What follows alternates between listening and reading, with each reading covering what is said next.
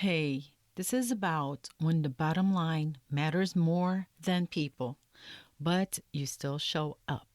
This podcast is about entrepreneurship, spirituality, and self-care. My name is Lourdes, and I am the host of the show. Thank you for listening today. What do you do when the place you work for shows you exactly who they are, and it breaks your heart? So what do you do when you're an empath, when you feel everything, when you've built your whole life around integrity and spirit, and the organization you show up for every single day just doesn't?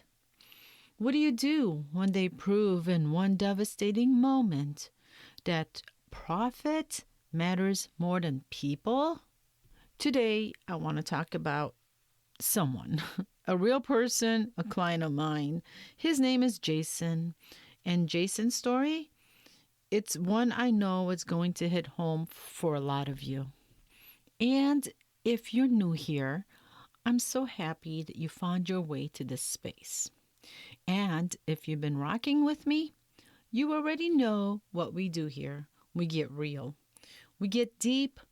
And we talk about stuff that's actually happening in people's lives, in their work, in their spirits. And Jason has been a client of mine whose journey has been sitting with me. And he's been going through quite a ride about work life. And I think once you hear it, you'll understand why I had to bring it to the mic here today in my podcast. Again, let me be clear. I had Jason's permission to share his story about this. He's a client. He's been giving me his blessings. And honestly, I think he'd want you to hear this too. Because maybe you are a Jason right now. Maybe you've been a Jason. Maybe you know a Jason.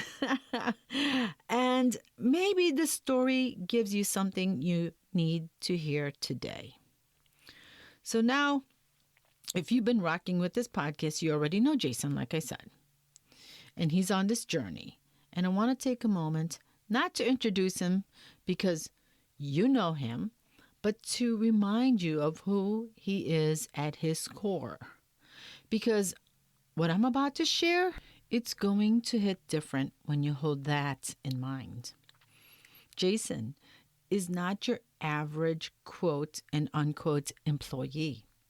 Jason is what I call a soul-led professional. He shows up to work not just with his skill set and his resume. He shows up with his whole being. He is deeply spiritual. He is on a path. He has done the inner work. He is someone who doesn't just move through the world. He feels the world. I'm not quite sure if I mentioned this before, but Jason is an empath. And if you know what it means to be an empath, you understand that that's not just a personality trait. That's a lens. That's a way of receiving information from people around you. Other people's energy doesn't just pass by Jason. It lands on him. He picks up what you're carrying before you even say a word. He feels the weight of the room. He senses when something isn't right. And that's actually part of why he's good at his job. Because the people on the other end of his work, they feel seen. They feel heard. They feel like somebody over there actually gives a damn. But here's the thing about being that kind of person in a corporate structure that doesn't operate that way. It's not sustainable without protection, without boundaries, without knowing your worth. Because when the organization's values don't match yours, the cracks start to show.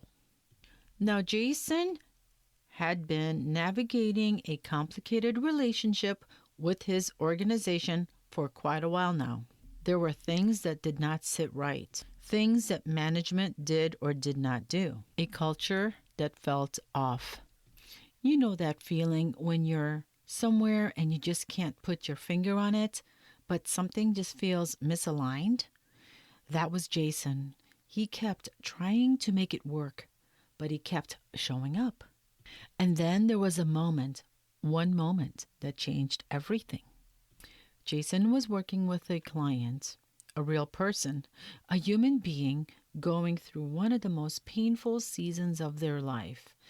This client reached out and asked to pause.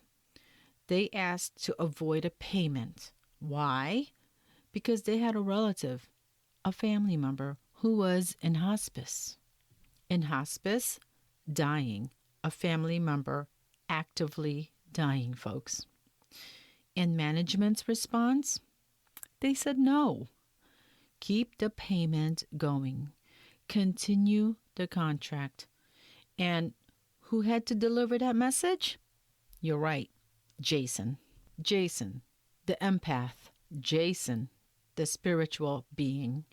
Jason, who could feel the grief radiating off this client before they even finished explaining why they needed a break, had to be the voice of the decision that had zero compassion in it. He had to look the client in the face, virtually or otherwise, and say, I spoke with management and the finance team leaders, and the payment has to continue.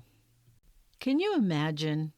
Can you imagine being wired the way Jason is wired and having to do that? That broke Jason's heart. And I mean literally, not figuratively. Jason was heartbroken because in that moment, the company he had been giving his best to every single day confirmed something he didn't want to believe. They don't care about people. They care about money. They care about the bottom line. And when it came down to a choice between holding space for someone in grief or collecting a check, they chose the check. Well, I want to talk about this for a second because I think we throw the word greedy around, and sometimes it feels abstract, like it's a villain in a movie, like it's something that happens somewhere far away from us. But greed in the workplace, it has a face, it has a policy, it has an email. It looks like a manager saying, we can't make exceptions. It sounds like a script handed to Jason to recite to a grieving family. Greed isn't always dramatic. Sometimes it's quiet. Sometimes it's a policy. Sometimes it's a decision made in a conference room by people who will never have to look the affected person in the eyes. And then they hand that decision to someone like Jason, someone who does have to look some person in the eyes, someone who feels it, someone who carries it home. That's not just a bad business decision. That is a lack of integrity, plain and simple. And for someone like Jason, whose spiritual path is built on integrity, on treating people as souls and not transactions, that kind of contradiction is a very heavy feeling that just doesn't disappear. Because I'll tell you, Jason was shocked when he had to deliver that news himself. It did not sit right with him. It did not ever go away. Now, I want to be fair here. I'm not saying the company did anything wrong. Business is business. Think about it this way. If you have a financial commitment, say a 15-year mortgage on your home, and a family member gets seriously ill or passes away, do you think you can call your mortgage company and then ask them to skip a payment for that month? I don't think they're going to allow that, and we all know it. So the company operated within the rules of business. But here's what makes Jason's story so profound. It's not about right or wrong on paper. It's about what it cost a person like Jason, spiritually and emotionally, to be the one standing in the middle of it. Here's the part of Jason's story that I cannot get over. And I say this with all the admiration and all the challenge at the same time. Despite everything, despite knowing what he knows, despite feeling what he feels about the organization and the way they operate, Jason still shows up every single day. He still does the job. He still does it well. He still brings his absolute best. He doesn't cut corners because management cut corners on a grieving client. He doesn't phone it in because they phone in their humanity. He doesn't let their lack of values become his lack of values. And I want to pause here because I think there are two ways to receive that information. The first way is to say, that's strength. That is character. That is what it means to be a professional. And that is true. The second way is to ask, but Jason, what is this costing you? Because here's what I know about empaths. Here's what I know about spiritual people who operate from the heart. You can only pour out of a vessel for so long before you have to look at how it's going to be refilled. You can only show up for a space that drains you for so long before your body, your spirit, and your soul says, enough. Jason showing up despite of everything, that is his integrity. But integrity without boundaries can become self-abandonment. And I want Jason, I want you, if you're a Jason right now, to understand the difference. So what do we do with Jason's story? Let's bring it home. Number one, when an organization shows you who they are, believe them. This wasn't a one-off. This wasn't a bad day. This was a pattern that had been building. And with that hospice moment, it was the confirmation. And when something is confirmed, you can't unknow it, nor should you try to. Number two, your excellence is yours, not theirs. When Jason shows up and does the job well, that's not a gift to the company. That's a statement about who Jason is. Your work ethic, your integrity, your energy that lives inside you. No toxic organization can take that away. But they can drain you if you let them. So guard that. Number three, empaths need exits, not just coping mechanisms. We spend so much time teaching sensitive people how to survive in an environment that are bad for them. And yes, that matters. But I also want us to start asking, are we building a plan? Are we planting seeds somewhere that honors who we are? Jason deserves to work somewhere that matches his spirit, and so do you. Number four, heartbreak is information. When something breaks your heart in a professional context, don't rush past it. Sit with it. Because your heart is telling you something your mind might be trying to rationalize away. Jason's heartbreak over that moment was his soul saying, this is not the place for you. Listen to that. And Jason, if you're listening to this, and I hope that you are, I want you to hear this.